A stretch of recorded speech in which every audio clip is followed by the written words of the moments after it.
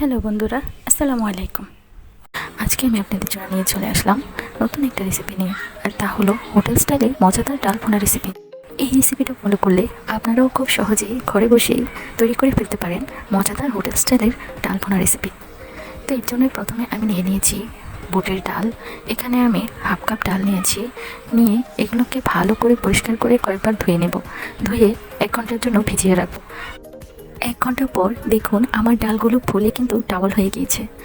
তো এই পর্যায়ে আমি এগুলোকে পানি ছেঁকে সিদ্ধ করতে বসিয়ে দেব। তো এর জন্য পানিটাকে ছেঁকে নিয়েছি। এখন এতে স্বাদমতো লবণ, হাফ চা চামচের একটু কম হলুদ গুঁড়ো, একটি তেজপাতা এবং 2 টুকরো দারুচিনি এবং হাফ চা চামচ আদা রসুন বাটা ও 1 চা চামচ তেল, একটি পেঁয়াজ এবং কয়েকটি কাঁচামরিচ চিড়ে দিয়ে দিব। এখন এগুলোকে হাত দিয়ে ভালোভাবে মাখিয়ে নেব।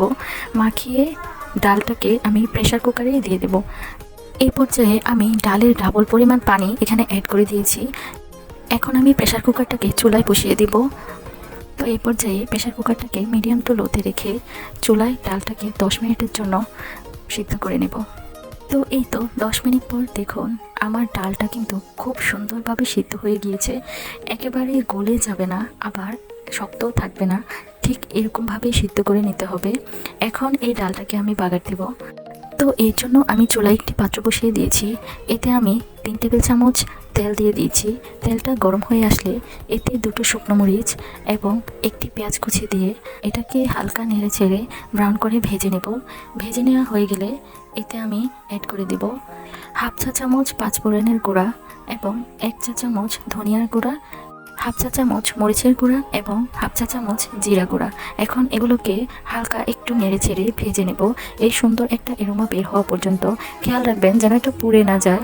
তো এর মধ্যে অ্যাড করে দিব সিদ্ধ করে রাখা ডালটা। এই পর্যায়ে আমি এটিকে হালকা হাতে একটু নেড়ে চেড়ে মিশিয়ে 5 মিনিটের জন্য ঢেকে দিব। 5 মিনিট পর ঢাকনাটা উঠিয়ে নিচ্ছি। এই পর্যায়ে আমি এতে কয়েকটি কাঁচামরিচ চিড়ে দিয়ে দিচ্ছি। এখন এটাকে আরও 2 মিনিটের জন্য ঢেকে দেব। 2 মিনিট পর ঢাকনাটা উঠিয়ে নিচ্ছি। এই পর্যায়ে আমার রান্নাটা কিন্তু প্রায় শেষের দিকে।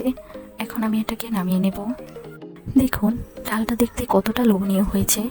আপনারা চাইলে এই ডালটাকে ভাত, রুটি, পরোটা যে কোনো কিছুর সাথে সার্ভ করতে পারেন।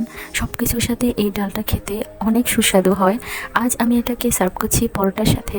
বাসায় আপনারা একবার হলেও এইভাবে ডালটা ট্রাই করে দেখবেন। আশা করছি আপনাদের অনেক বেশি ভালো লাগবে। তো দেখা হবে নেক্সট কোনো ভিডিওতে। আল্লাহ হাফেজ।